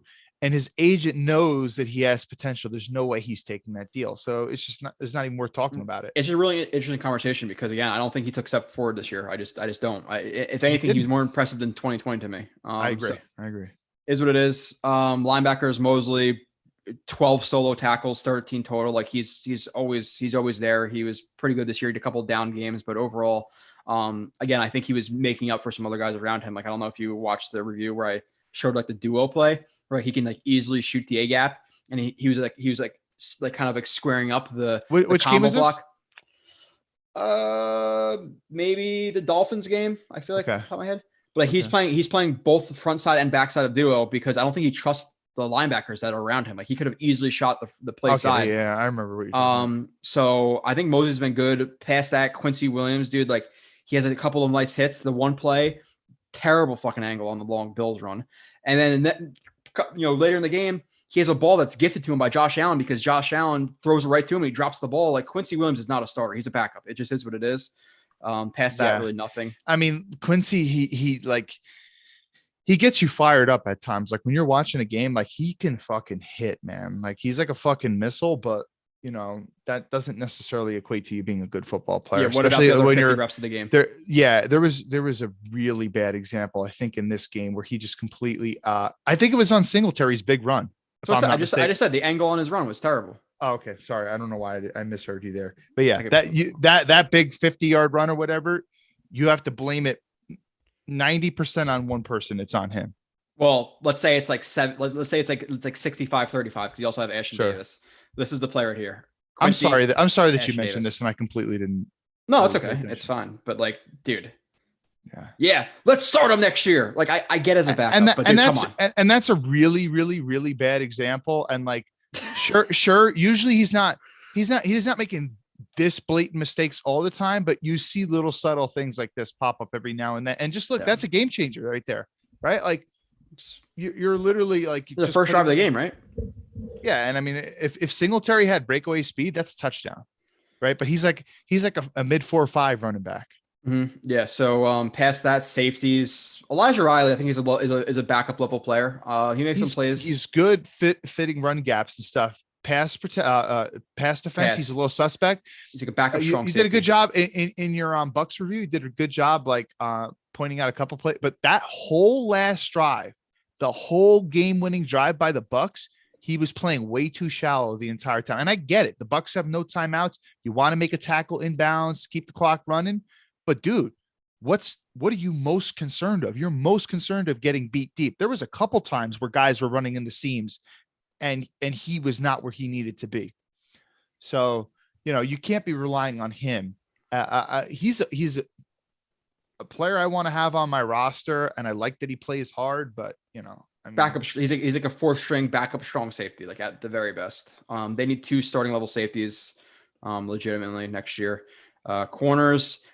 Michael Carter II, I thought was decent this game. He gets a lot of tough matchups, like going up against Knox and stuff like that, where he gets like boxed out. But overall, he's been solid, dude. To me, he has the most solid technique out of any quarter on the team, including Bryce Hall. I'm not gonna lie. I like Hall. Hall has taken some step backs recent weeks to me. Like he's not been as good. He is way too quick to open his gate. His ball skills aren't great. And Eccles to me is a 4 or 5. I think Hall is a number 2. Early in the year, can we talk about Hall's technique for a moment? Yeah, I don't just like quickly. That, I don't like that he's so passive, and I feel I feel that part of it is like, so he's opening his gate and he's given. I feel like he's scared that afraid to get beat deep. If he misses on a jam, he's going to get beat deep because he knows he doesn't have good speed. Yeah, which is why maybe they match up Eccles a little bit more with Diggs, because Diggs is like really good athlete and Hall is not that good of an athlete, but yeah, consistently dropping his hands, consistently opening the gate. I said I like Torrione, the DB coach, the other day, but how many times are these guys like shuffle, bailing, cover 3, 4, wherever it may be, and guys are just working into their blind spots? You can't let guys work into your blind spots. That happens to the Jets way too much. So to me, again, I thought Hall was a solid number 2 like throughout the year. The last couple of games, he's more like a mid-tier number 2. Like he still has some stuff to prove, because the last couple of weeks he's been getting beat up a good amount. Like this game, beat up a lot. Bucks game, beat up a lot. I get he has some tough matchups. Yeah, you're talking about like Gabe Davis this game. I mean, Davis. Yeah, the one throw, he lets Gabe Davis get behind him on a double move where he should have he should have speed turned and got over top of it. And if Josh Allen didn't overthrow, he's beat for like a 50-yard touchdown. So Bryce Hall steps back. I don't know what he was thinking on his play. That was clearly a mental error on that play. I think he was thinking out route, maybe out route. He's going to drive to the out, but that, and then Eccles, listen, so this is like the debate on Jets Twitter now, which is interesting. I think there's a difference between saying that Eccles is solid for number 6 for the 6th round pick, which again, considering the circumstances, if you're getting a solid 4 or 5 corner on the depth chart in the 6th round, that's a home run pick. Like you're not expecting to get anything in the 6th round pretty much. If you can get a role player, that's a great pick. You'll take it every day. So I think people have equated it with him being a solid 6th round pick as being a potential starter for next year. Eccles should not be starting for next year. If he could come into next year and prove himself and then maybe in a year or 2 start, okay, I get that. But Eccles is a little bit overhyped to me. While I think he's a good pick, I love the pick. I was on the train Joe, early. He picked off Tom Brady and he had a pick 6 against Tua. Joe, come on, you're being harsh. Exactly. Yeah, you know what it is. So I like him, but to say he's a starter, no. And even the Brady interception, that was more of a bad play by Brady than it was a great pick by Eccles. Let's be honest. And the pick that he had, and I'm not trying to shit on the guy, I'm just being honest. The pick that he had against the Dolphins, Michael Carter II alerted him to that might be the play. He might be running a curl there. So he jumped it, So like, I like Eccles, but his technique is wonky. Hall has taken steps back. So I was pretty high on young corners, which I'm high on them, but they've definitely, their stock has dropped a little bit to me the last couple of weeks. Pass that with the chat. What were your thoughts? There's no way that you can think, oh man, we're actually pretty good at corner going forward. No, it's still like a really major concern for this team. Mm-hmm. And I'm okay with Hall as a number 2, but I'm not like locked down number 2. Like he's not been that. I don't give a fuck what his numbers are. I don't care. Watching him game by game, there's too many times he's getting beat deep. He's not confident in his athletic ability. I don't think in terms of, like you said, opening the gate, but I don't know. Moving to the chat. Eddie Pinheiro, great. Okay, cool. We'll see about him next year. I think he's still bringing competition. Braden Mann, up and down. He had like 10 punts this game. They were like 50 yards and a couple inside the 10 or 20. So he had a good game. Definitely way better than the Bills punter this game. Facts, Joe. Yeah, McDermott. People talk. Somebody mentioned Ojabo, the rusher, saying he's more of like a raw stand-up guy. Which again, if that's the synopsis I take away from him when I watch him, then I wouldn't be in on that at 10. I haven't watched him at all. Some people are saying he's more explosive than Aiden Hutchinson. Which, if he's 240 pounds, 245, then you'd like him to be, But we gotta see. Down the. So something else is how many people in the huddle actually knew their assignment 100%. So how much more pressure does Zach Wilson tell them all where it should be pre-snap? Yeah, maybe not in the huddle, but like post-snap, like in terms of running routes and depths and routes based on coverage and cutting it short. And okay, if he's inside, break outside, break inside. Benders, things like that. It's different. Great content. I'd love to get Daniel Hunter. Yeah, we talked about that. That's where I'm behind the trap. I'm trying to move through again. Got to leave in about 20 minutes. So I'm trying to get through everything I can. Mims is a CFL backup. Mims does himself no favors. Again, I'm not the boohoo Mims shit. Step up and maybe try and practice. Like if that's the reports that are coming out, I couldn't give two shits less. I don't feel bad for the guy. Oh yeah, Snoopy's true. He said Hunter had neck problems. I don't know. That wasn't going to happen, right? He has some neck issues. So you got to look into that. Yeah, I mean, that's a big issue. Neck. Giuliani, if Jameson Williams is there in the second round, would you take him? I'll throw it to you because it's a hard question to answer for me, to be honest. If he's expected to make a full recovery for his knee, there's no question I would take him in the second round. Absolutely no question. 35 with 35. I'm just yes. Now I haven't really watched him yet. I've only watched just a little bit. It's not like I'm sitting down watching all 22, rewinding the play over and over. I've just seen a little bit just from watching the games live. That's it. And I think he's a really talented player. So you're telling me I can get him in the second round? Yes, I would take him. Yeah. I would probably agree. Obviously, depending on who's on the board and how clean the rip was or whatever it is. Like the medicals don't know. And I haven't watched him enough. Maybe I watch him. I think he's a late first round guy when I watch him. And then would I take him at 38 or 35? With a torn ACL, probably not. But if he is what people say he is and he should be a top 10 pick, whatever, but that's dependent a lot about when I watch. 9-10 million for Braxton Berrios is just silly. Yes, it is. And then Chris goes on to say, honestly, 3 years, 16 million. That's about where I'm at, Chris, as well. So that's what I think for Berrios. Anything really higher than that, I'm not really on it. Again, $6 million a year is the absolute maximum to go for Berrios. And even to me, that might be a little bit more heart over head, where I think that might even be a little bit overpay. I think $5 million is more what he deserves, but is what it is. March 15th is tampering day. March 17th officially starts the league. I'm pretty sure. Okay, so the 15th is really, isn't it usually just the day before is tampering? So it'd be 15th to 16th starts it. I don't think the tampering is 2 days. Well, dude, I mean, tampering as of a couple of years ago, literally, they're agreeing to contracts on tampering day. I think, aren't they? They can't officially, the team can't officially announce it. You're not going to see the official Jets Twitter page say we signed Corey Davis and put out a picture of him signing his contract. But you're going to see Rap Sheet tweet out the Jets have agreed with Anthony Barr. Yeah. Thank God that didn't happen, to be honest. I remember them saying they signed him. It was 9:00 at night. And then from 10 to 1, I watched his film. Starting to break it down. I got through 20, 30 plays already put up. And then I was watching. I think I texted maybe you or Scott. I'm like, dude, I'm not about the Anthony Barr thing. He's not very good as a rusher. So thank God that happened. That's legitimate. I probably still don't have the text. And that was their plan to. Scott was a big Anthony Barr guy. Yeah, that was a miss, Scott. Dominic says, but you're right. Hell dropped to the teens or tweenies. We will discuss on this platform, dude. I'm not sure what that's about. Dolphins choose 2 over Flores. Or no, they chose, what is it? Is the name Greer? Is that the GM? They chose Greer over Greer over Flores. That's really what it was about. Vikings. Khan said last year he'll be involved in personnel decisions. Hey, Kyle, be happy in Jacksonville. I'm not. That's the last place I want to go. I don't give a fuck about Trevor Lawrence. I do not want to be in Jacksonville or Giants. That's the 2 places I'm not going if I was a GM or a coach. But only a coach, right? I'm not so sure that the Giants is all right. So the Giants don't have the quarterback issue solved, which most teams don't, who have a job opening. But The Mara family is like really like good, loyal owners and I know that they really haven't kind of hit it off in the last decade or so, but like they were really loyal to Coughlin. That was supposedly like one of the most respected organizations throughout the league. And you do have 2 top 10 picks, and you're not constrained by having what's his face anymore. You don't have Gettleman anymore, so like you can pair a GM coach together. So I'm not so sure that Giants job is a bad one. Yeah. Brian says any mock I see mentioning Stingley or Hamilton going at 4, I immediately disregard.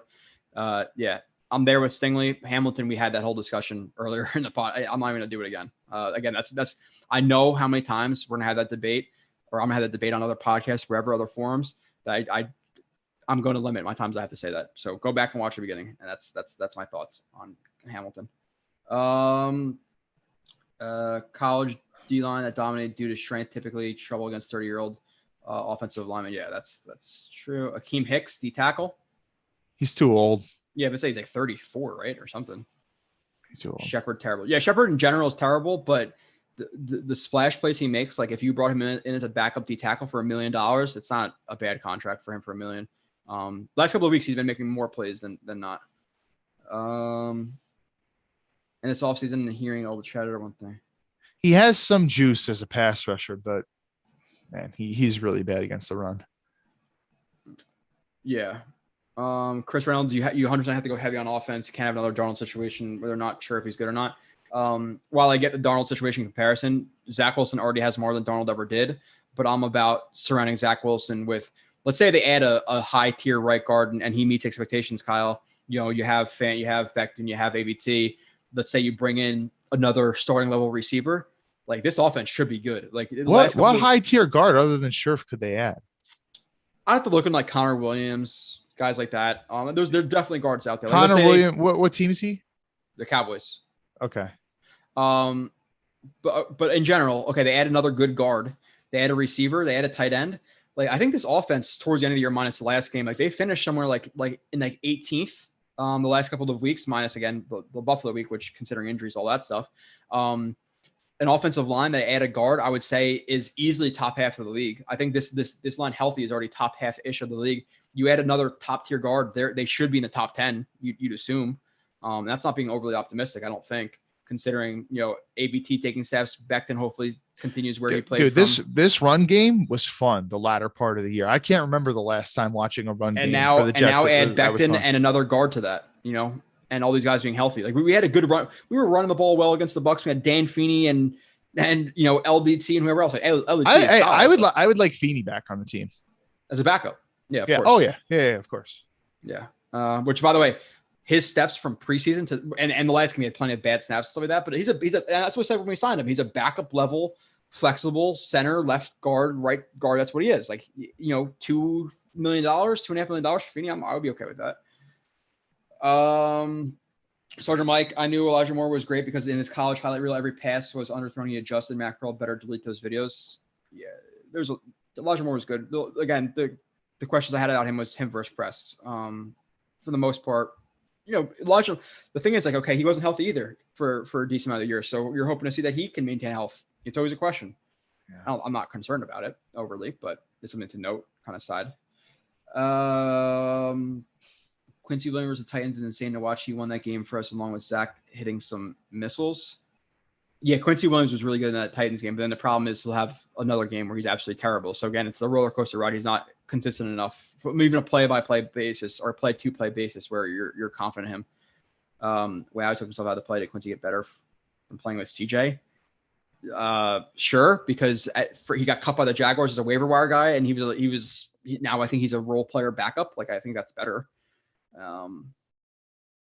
But yes, it's a terrible angle. I didn't really watch him when he was with Jacksonville, but I'd have to imagine based on what I heard that he was better with the Jets than he was with the Jags.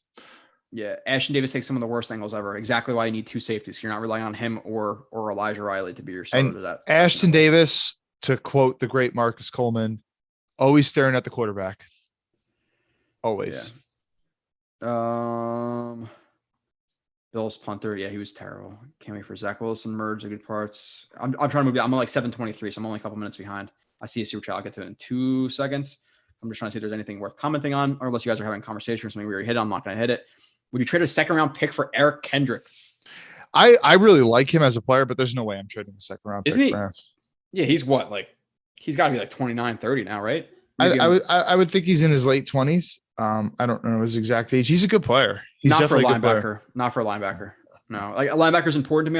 If I could trade a second round pick and get Fred Warner, I'd do it. But I mean, come on. He's 24 and probably the best linebacker in the NFL right now. Or Darius Leonard. Okay. Probably the number 1 and 2 best linebackers in the NFL right now. Yeah. So yeah, short. Yeah, not for a linebacker. Can't do that. I miss the Hess family. 3 years, $18 million for Berrios should do the trick. Yeah, that's the max I'm willing to go. Even in that at that like price point, I'd be kind of like, because ideally you have another receiver. How many snaps is Berrios seeing on offensive game if you're 3 receivers next year? Moore, Davis, and Tom Smith are playing receiver. Like, how many reps is he seeing in game? Like maybe 2 to 3 trick plays. If manufacturer touches, if Elijah Moore's not getting it, like how much reps is he really seeing on offense next year in an ideal situation? Not much. So you kind of think about it like that, in my opinion. Mention the super chat before you forget. I am scrolling down. I'm at 727, only a couple minutes behind. How many linebackers do we need? Horrible PFF ratings on all of them. We need 2, but we need at least one. We need at minimum 1 starter, because you could play 4-2. I'm gonna tell you this right now, guys. If you're looking at that PFF grade for CJ Mosley and you think that that's accurate, I can tell you one thing: that is nowhere close to being accurate. Yeah, that's. I mean, I looked at it for shits and giggles the other day, and it was like a 44 or whatever, which apparently is like bottom of the barrel type shit. If you think that CJ Mosley was that bad, no, for the year, his yearly grade was like a 44 or something. Like, if you think that CJ Mosley is that bad of a linebacker, I mean, I don't know what to tell you. No, he's still a plus starter. Like, he's still a very solid linebacker. He had a couple of hiccups in the season for sure, but coming off of 2 years not playing, surrounded by the talent he was surrounded with, CJ Mosley is still a very good linebacker. Is he worth $17 million? No, but let's say CJ Mosley was on free agency market, and obviously considering, not health, age, jet situation, like he's still a $11, $12 million linebacker, most likely. Yeah, that was just kind of, McCagnon, like, hey, listen, lots of players, when you're a bad team, it's harder to reel players in. He clearly had to overpay. He was willing. What did he offer? $3 million more to Mosley than the Ravens were willing to offer him. And Mosley was like, at that point, I kind of got to go. And McCagnon's trying to justify his job. Like, what have you done, like, to build this team? And, hey, I brought in a Pro Bowl linebacker, Yeah. And Le'Veon Bell with no offensive line. Stopped with the Jets tags, only guys sign guys to be on their second contract. Dallas tight end. The only thing with Schultz is I want to watch him a little bit, because that's more of other people's opinions, but I got to see if he can actually block. Like, I don't know if you've watched enough to see, because people talk about him like he can, but I want to watch. If you're going to spend $12, $13, $14 million on tight end, I don't think he's a slam dunk people think he is, but I want to watch for myself. Praj mentions Austin Corbett as a interior offensive lineman, but from the Browns, right? I think he's a pure guy. I couldn't tell you. I don't know. I think Wilson will progress. He came along decent. Yeah, he did. That's for sure. Jenkins is behind the chat. Well, no, I'm not. 4 minutes behind. C-Sav just mentioned just $5 without a comment. So I'll look for a comment. Thank you so much, C-Sav. Oh, he says, what makes the Bills defense so good, and who can we add to our defense to try and replicate what they do? Do you want to answer that? They're just super disciplined. Like, even like, there was one play yesterday where the Jets, they tried to run like I think it was like the other day, they tried like a fake handoff to the right and then like a naked bootleg to the left. And initially, I think it's Hyde or Poyer like bite on it, but then they automatically, like, almost like robot and look for a threat and then pick it up. Like, they're just super disciplined. They've been together for years. They've been with the defensive coordinator for years. They're super healthy. They don't have a lot of top tier guys, but a lot of really solid players. So it's not just like a formula you can replicate. They're the number one defense in the league. It's not just like, oh, add this player could be that. They're so sound and disciplined in all their assignments that they rarely fuck things up unless you can exploit what they're doing. Which is kind of hard. And they've done a good job taking care of their own. Like, they drafted, so they hit him. Milano was a late round pick, but man, like, you watch him, like, Eric Turner did amazing film breakdown like a really nicely edited video of Matt Milano's college tape. I watched that, but I was like, how the fuck did this guy go in the 5th round? I think it was just because he was small and he went to Boston College. He was a super player in college, though. They got him in like the 5th round. Edmonds, I think he's maybe a little overrated, but he's a freak of nature, man. Like he's so big and he's so fast for that size. They have a ton of depth on the D line. Like they just drafted Epinesa the year before, and then they just drafted Greg Rousseau this year. They still got older guys like Jerry Hughes, Star Lotulelei. I mean, like, so they got depth on the D line. The secondary is probably the strength of the team. Trey White's one of the best. They drafted him late first round. They traded duo back in the world. They traded back. They could have drafted Mahomes. That was the year they traded back and got Trey White where they traded back to. But the safety duo, those guys are insane. You could tell. I mean, the way that it's the best duo in the league, each other, I think. But easier said than done, because like Joe said, one of the biggest reasons is health. Now I know Trey White got hurt this year, but like, you know, pretty much every week you're seeing Micah Hyde, Jordan Poyer, those guys being rolled out there. So like, I don't know if I've ever seen them miss a game together. And they're probably the best safety duo in the NFL, with really disciplined linebackers, with a really deep group up front in terms of the rushers. Like it's good. Yeah, and it took time. So like this defense was not, I mean, McDermott went 6-10, I believe, his first year. So like it takes time. So even though like I still do have hope for Saleh and like his vision, but you know, put your money where your mouth is. If we don't see if we don't see significant steps by next year, that is a huge red flag. So we'll see. I don't know if that answers the question. Chris agrees with our take on Q. Nick says Joe is looking at last week's chat. So wait, did he just say I disagree and not give a reason? No, he agreed with. He agrees. With us. Okay. You guys are way too high on Becton. Let's see how he rehabs. In general, like, well, watch last week's stream. Watch last week's stream. We were huge red flags. I said, dude, I literally said last week, I'm okay if I really like an offensive lineman at 4. I have no problem taking that. And part of the reason I have no problem taking it is Becton is still a concern for me. That is what I said last week. How many times have we said in the last couple of weeks that, yeah, you have to watch him? And again, the injury this year is freak, but just based on his weight in general, even if he was clean bill of health, you still have to watch and going forward into your late 20s, early 30s. And how many times have we said, or I have said at least, we need a pretty high priority backup tackle? Like I've said that a million times at this point. So it's not like he's going to come back and dominate. I'm not saying that necessarily. Nico Bedine, Carl Loftus, second round, Doxson, Jets, Lando line. It's not the worst thing I've ever seen. Joe, what could be comparison do you say Zach's ceiling is at this point after Zach's first year? Is it still Rodgers and Mahomes? I feel like a decent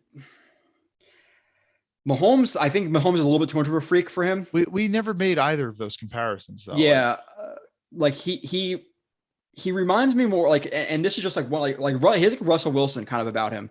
Minus like the amazing deep ball, but like the way he moves, the way he scrambles, the speed he has, like he's kind of like that more than Mahomes is an absolute freak. Like Wilson's a freak, but, and I would say even, yeah, Mahomes has insane arm talent. I mean, Aaron Rodgers is unique, but you have to remember Aaron Rodgers sat the bench for the first 3 years. I also think like Mahomes is a better arm than Wilson, but and Rodgers probably does too, but Wilson moves better than Rodgers does. Yes. So.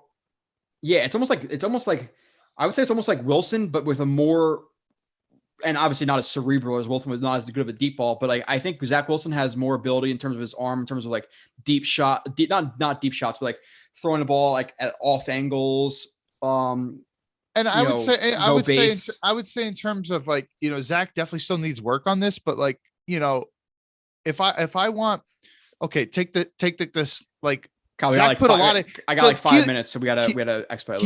Keelan Cole's touchdown, right? Zach put a lot of heat on that ball. I don't think Russell Wilson can put that amount of heat on the ball too. Like so, like in breaking routes and even throwing like out routes, I think that Zach can spin the ball a little bit better than like a Russell Wilson. I think Wilson has more natural arm talent, while Wilson has better deep ball.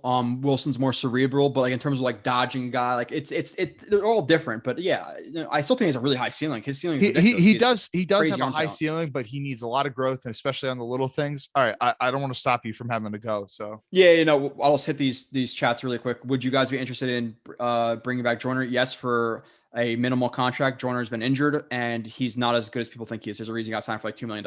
I would take him for like a veteran minimum. Backup, like a backup. Better minimum. Back up your third safety cut Davis. Cool with it. Mosley had to do more because the talent around him sucked. Yes, Joe, I agree with that. Ken Joe, I am reading the book. Take your eye off the ball. Appreciate the recommendation. Let me know.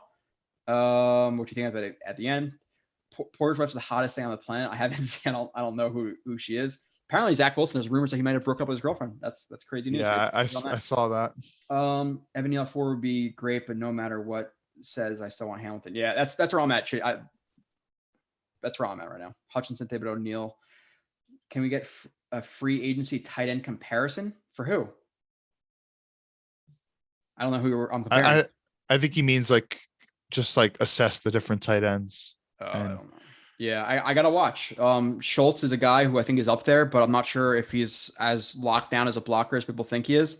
Past that, like I'm not about Everett. I don't think he's a good blocker. I'm completely out on Ingram. I'm completely out on Gesicki. So I think it's really like Schultz, or maybe then you go to the secondary guys like Uzuma, the guy I've seen. I don't like him. Yeah, I'm not the hugest fan of him. We'll see. It's hard now. So I don't like when I can't answer that stuff because I haven't watched enough. I'll see going down.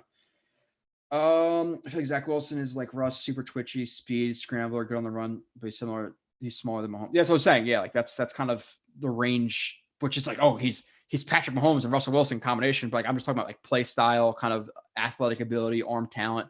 Now we get to the mental processing of things. Completely different ballgame. That's different. Zach Wilson is going to link up with social media and throw 40 TVs next year. Book it. Okay.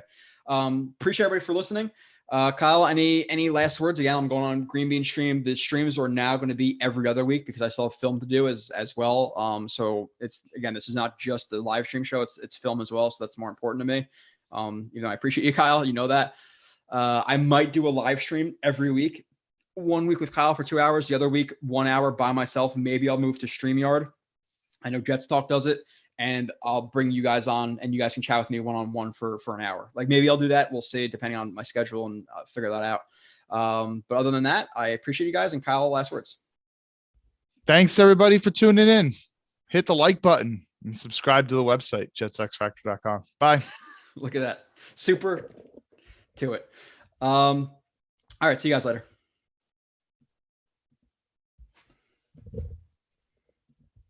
Are we still on? Or are we doing one of those awkward